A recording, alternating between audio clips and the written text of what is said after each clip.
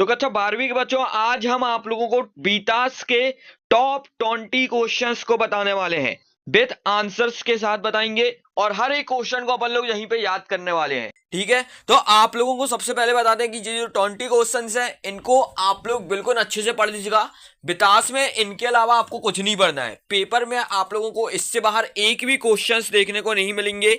ठीक है, तो आप लोग यदि इन पूरे क्वेश्चंस को तैयार कर लेते हैं तो आप लोग की गारंटी और कंफर्म हो जाएगा कि बिटास के कोई भी क्वेश्चन आएंगे वो आप लोग करके आ सकते हैं।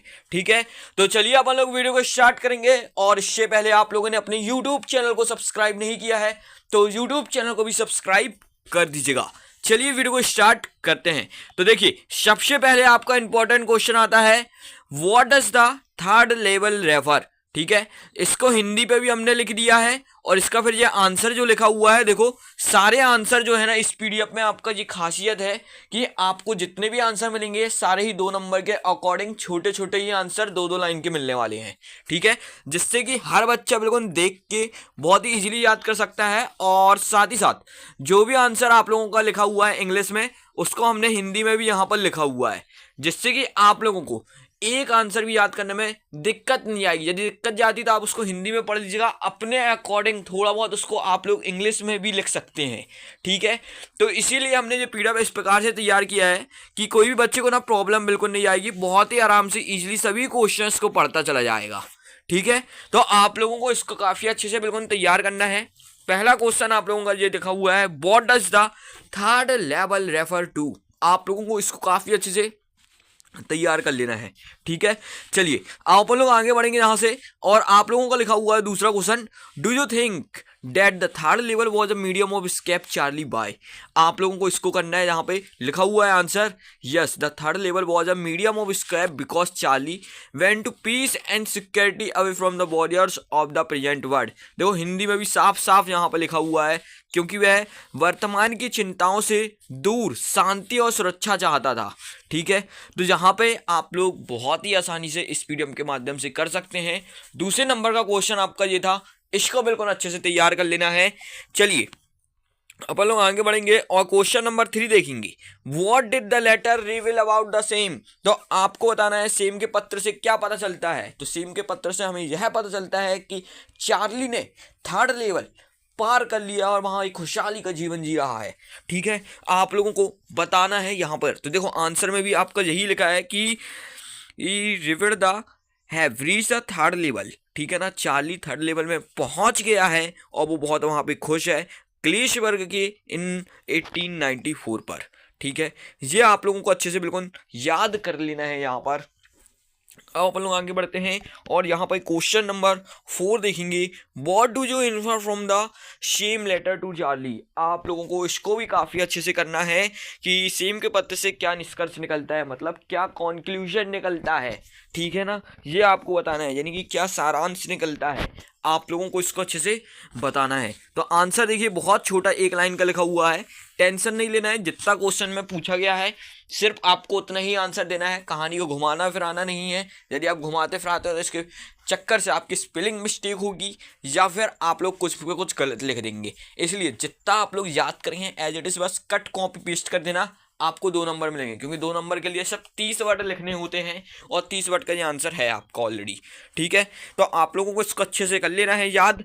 अब अपन लोग आगे बढ़ेंगे और क्वेश्चन नंबर 5 देखेंगे, why did Charlie come back to the third level. ठीक है ना, चार्ली थर्ड लेवल से वापस क्यों आ गया था। तो अब आप लोगों को यहाँ पर इसका बिल्कुल सही और करेक्ट आंसर देना है। चार्ली जो है थर्ड लेवल से वापस क्यों आ गया था, क्योंकि उसके पास पैसे खत्म हो गए थे और उसको लग रहा था कि थर्ड लेवल भाई एक संदेह है, ये सच नहीं हो सकता। ठीक है, तो आप लोगों को इसको काफी अच्छे से कर लेना है। देखिए, why did Charlie come back from the third level. तीसरे स्तर से चार्ली वापस क्यों आ गया था, क्योंकि come back because he did not have old style currency, मतलब उसके पैसे खत्म हो गए थे। ठीक है, करेंसी मतलब होता है पैसे, एंड वॉज अनसर्टेन, मतलब देखो यहाँ पे लिखा हुआ है अनसर्टेन का मतलब भी आपका संदेह है। ठीक है, about the reality of third level. ठीक है, वास्तविकता, रियलिटी मतलब क्या होता है, वास्तविकता।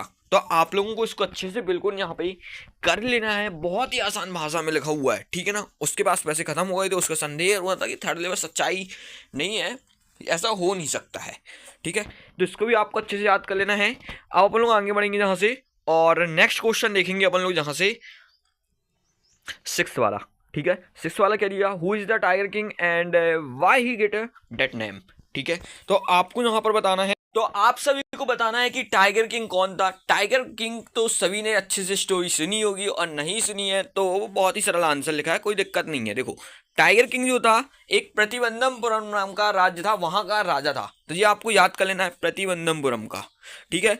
ही गोट हिज नेम बिकॉज, उसने अपना नाम टाइगर किंग क्यों रखा था, कैसे उसका नाम ये टाइगर किंग पड़ा था, क्योंकि उसने 100 टाइगरों को मारा था, ठीक है, इसीलिए उसका नाम टाइगर किंग पड़ा था। देखो killing the tigers and kill 100 tigers to defeat the prophecy of his death, ठीक है ना। वो अपनी मृत्यु से बचने के लिए 100 टाइगरों को मार रहा था, ठीक है, इसलिए उसका नाम 100 टाइगर किंग पड़ गया, ठीक है ना। आपको इसको अच्छे से कर लेना है, एक ये क्वेश्चन। इसके बाद आता है यहाँ पे what is the royal infant grow up to be, मतलब छोटा सा वो जो शिशु था बड़ा होकर कैसा बना, तो आपको बताना है वो जो शिशु था वो बड़ा होकर कैसा बना, एक राजा बना, ठीक है ना। और कैसा राजा बना ये भी आपको लिखना है यहाँ पे। देखो ये लिखा हुआ है स्ट्रॉन्ग बिल्ड, मतलब एक अपना आत्मविश्वासी राजा बना, ठीक है, और साथ ही साथ एरोगेंट, एरोगेंट मतलब होता है अहंकारी राजा बना, ठीक है ना। और साथ ही साथ उसको ये विश्वास था कि यदि वो टाइगर उसको मार देगा तो अपना भाग्य में, मतलब अपने पूरे भाग्य पे नियंत्रण कर सकता है, ठीक है ना। तो यही लिखा हुआ है कंट्रोल हिज फेट, मतलब भाग्य बाय टाइगर किलिंग, टाइगर उसको मार देगा तो अपने पूरे भाग्य पे अपना जो पूरा वो जीवन है पलट सकता है, ठीक है ना, जो उसको विश्वास था। तो आप लोग को इसको भी कर लेना है। अब अपन लोग आगे बढ़ेंगे यहाँ से, क्वेश्चन नंबर 8 देखने वाले हैं, ठीक है ना। क्वेश्चन नंबर 8 जो है आप लोगों का, what is the Maharaja do find the required number of kills, ठीक है ना। तो आपको बताना है कि जब राजा ने सारे अपने राज्य के शिकारों बाघों को मार लिया था, तो उसके बाद उसको और कहाँ से टाइगर्स मिले, कैसे मिली, तो आपको ये सीधा सा सही जवाब देना है कि जब पूरे राज्य के टाइगर्स खत्म हो गए थे ना, तो फिर राजा ने जहाँ जिस राज्य में बहुत सारे टाइगर थे वहाँ की प्रिंसेस से उसने शादी कर ली, ठीक है ना। शादी करने के बाद वहाँ पे फिर उसने चालू कर दिया टाइगर्स को मारना, ठीक है। यही चीज़ लिखा है the Raja ban the tiger hunting by other, ठीक है ना। तो ये क्या लिखा है, इसका मतलब क्या होता है कि राजा ने बैन कर दिया था अपने पूरे राज्य में कि टाइगर्स को कोई नहीं मारेगा, सिर्फ उसको वो मारेगा जाके, ठीक है ना, वो मारेगा। And married a princess from a tiger rich kingdom, जिस भी राज्य में बहुत ज़्यादा टाइगर थे वहाँ की रानी से उसने शादी कर लिया, और कंटिन्यू इज टाइगर हंटिंग, तो और उसने फिर क्या करा, टाइगर्स को मारना फिर से शुरू कर दिया। तो देखो यही चीज़ हिंदी में भी लिखी हुई है, आप लोग काफ़ी अच्छे से बिल्कुल पढ़ लीजिएगा, ठीक है। क्वेश्चन नंबर 9 की ओर पढ़ेंगे, how did the Maharaja prepare him for the 100 tiger, Maharaja कैसे तैयार हो गया अपने 100वें टाइगर को मारने के लिए। देखो राजा बहुत बीमार था, उसको टाइगर्स मिल नहीं रहे थे, जैसे ही उसको सुना कि टाइगर आ गया है तो वो तैयार हुआ कि भाई वो ही मारेगा, उसको पूरा विश्वास था, उसने बहुत ही अच्छी मेड स्टिक अरेंजमेंट, उसने बहुत ही अच्छी तैयारी करी उसको मारने के लिए, सब कुछ रख लिया था, ठीक है। बिलीविंग दैट किल विट्सू हुई सेव लाइफ, उसको ये भी विश्वास था कि ये टाइगर को मारने के बाद वो अपनी लाइफ को सेव कर सकता है, और वो वाकई में अच्छा भी हो गया था, और वो टाइगर मरा भी नहीं था, ठीक है। चलो अब लोग आगे बढ़ते हैं यहाँ से, और क्वेश्चन नंबर 10 देखेंगे। यहाँ पर 10 आता है आप लोगों का, how did the 100 tiger kill the tiger king, ठीक है, हु एक्चुअली किल्ड 100 टाइगर। तो आप लोगों को इसका भी आंसर काफ़ी अच्छे से याद कर लेना है। और एक बात आप लोगों को इस पीडीएफ को बता दें, हिंदी इंग्लिश में आपको साथ ही साथ आंसर मिल रहे हैं, पूरा प्रॉपर मिल रहा है, ठीक है। और एक बात और आपको बता दें कि भाई यहाँ पे जितने जो आंसर्स बता रहे हैं ना, वो एग्जाम के लिए ना ऐसे क्वेश्चंस हैं कि भाई आपको पेपर में 101% देखने मिलेंगे। मान के चलो आप पेपर के पहले एक पेपर को याद कर रहे हो, बस जी मान के चलो, और इसको याद करना बिल्कुल ना स्टार्ट ही कर दो, ठीक है। तो आप लोगों को इसको बिल्कुल अच्छे से कर लेना है, ठीक है। चलिए अब यहाँ से क्वेश्चन नंबर आप लोगों का 11 आता है, how did the Maharaja save his kingdom and why was he danger losing it, ठीक है। महाराजा ने अपने राज्य कैसे बचाया और वह राज्य खोने के खतरे में क्यों था। आपको इसका आंसर बिल्कुल देना है, ठीक है।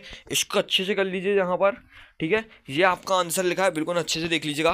और साथ ही साथ आप लोग इसका पीडीएफ भी डाउनलोड करना चाहते हैं तो आप लोगों को हम बता दें, इसका यदि आप लोग पीडीएफ डाउनलोड करना चाहते हैं तो पीडीएफ आप लोग कैसे डाउनलोड कर सकते हैं, सबसे पहले आप लोगों को ये देख लेना है, ठीक है ना। पीडीएफ के लिए आपको हम टेलीग्राम का लिंक दे देंगे आपको अपने यूट्यूब चैनल के नीचे, तो आप लोग वहाँ से टेलीग्राम चैनल को भी ज्वाइन कर सकते हैं, ठीक है ना। वहाँ पे मिल जाएगा। और साथ ही साथ अपना जो बैच रहने वाला है वहाँ पे भी आपको पीडीएफ देखने को मिलेंगी सारी, ठीक है।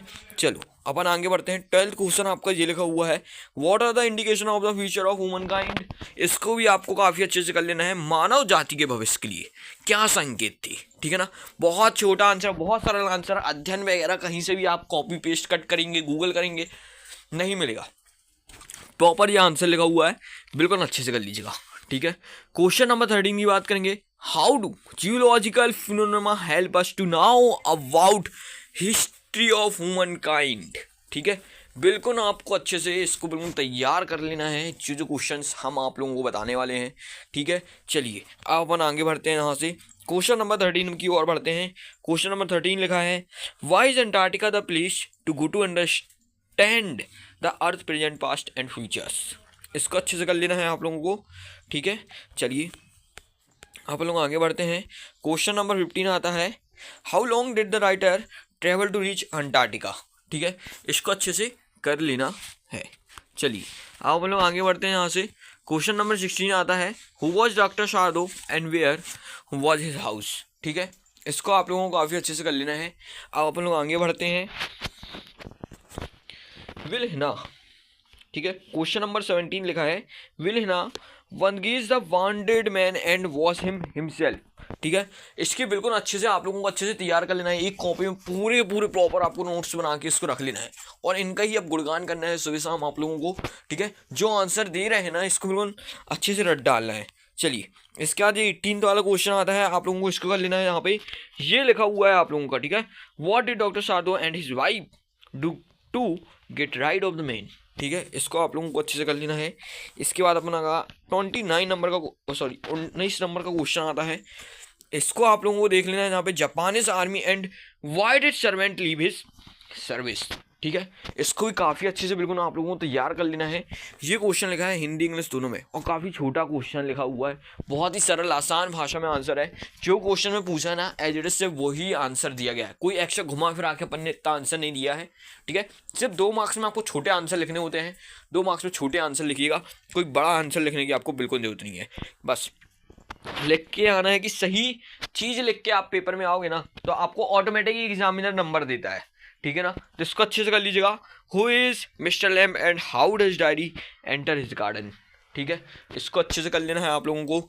और इसके बाद आप लोगों का आता है, why mister Lamb keep his garden open, mister Lamb ने अपना बगीचा खुला क्यों रखा है। तो आपको इसको बताना है। यहाँ पर इसका आंसर ये लिखा हुआ है, ठीक है। तो आप लोग इसको अच्छे से कर लीजिएगा। इसका जो क्वेश्चन नंबर आप लोगों का 22 है, इसको आप लोगों को अच्छे से कर लेना है। और 24 वाला आपका ये 2025 पे क्वेश्चन आया था, ठीक है ना। मिस्टर लैम्ब के बारे में आपको कैरेक्टरिस्टिक्स लिखनी है, तो कैसे इंसान थे, क्या करते थे, और इस कहानी से आपको क्या सारांश मिला मिस्टर लैम्ब के बारे में, तो वो आपको लिखना है। तो देखिए बहुत ही आसान भाषा में, थोड़ा सा बड़ा लिखा है, लेकिन आप लोग को जितना याद करना है उतना लिखिएगा, क्योंकि ये आपका लॉन्ग आंसर है, ठीक है ना। ये आंसर आपका 3 नंबर में 2025 में पूछा गया था, आपको इसको अच्छे से कर लेना है। इसी के बाद आप लोगों का एक और क्वेश्चन था 2025 में, ये वाला भी पूछा गया था, ठीक है। तो आप लोगों को इसको भी अच्छे से कर लेना है, ठीक है। ये अच्छे से दोनों क्वेश्चंस को कर लीजिएगा। इसी के साथ ये पूरा पीडीएफ आप लोगों का देखो कंप्लीट होता है। विकास का आपका पूरा खत्म हुआ है, ठीक है। बिल्कुल लॉन्ग आंसर शॉर्ट आंसर्स जितने थे सब कुछ हमने आप लोगों को बता दिया है। बस आप लोगों को अब क्या करना है, इस पूरे पीडीएफ को ना बिल्कुल अच्छे से तैयार कर लेना है, यहाँ से पूरे जितने क्वेश्चन हैं, ठीक है ना। ये टॉप 20 क्वेश्चन हमने आप लोगों को बता दिए हैं, बिल्कुल आप लोग अच्छे से रट डालिएगा, ठीक है। जितने क्वेश्चंस बताए हैं पूरे बिल्कुल अच्छे से आप लोगों को रट लेना है, अच्छे से याद कर लेना है। आपको एज इट इज़ यही ऐसे ही क्वेश्चंस देखने को मिलने वाले हैं, ठीक है ना। और ऐसी ही तैयारियां आगे और भी अच्छा कंटेंट आपको देखने मिलेगा। यहाँ पर आपकी पूरी मार्क्स आपके पूरी तरीके से कंप्लीट और फिक्स हो जाएंगे। तो यूट्यूब चैनल को सब्सक्राइब करके रखिएगा, टेलीग्राम चैनल को भी ज्वाइन कर लीजिएगा। मिलेंगे अपन लोग यहाँ पर अगली वीडियो पर।